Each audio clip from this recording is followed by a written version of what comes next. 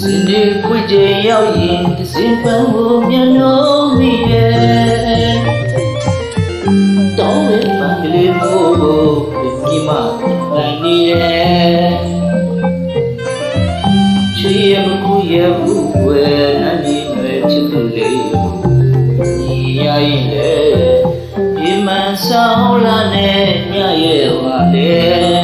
တနန်တတာမမော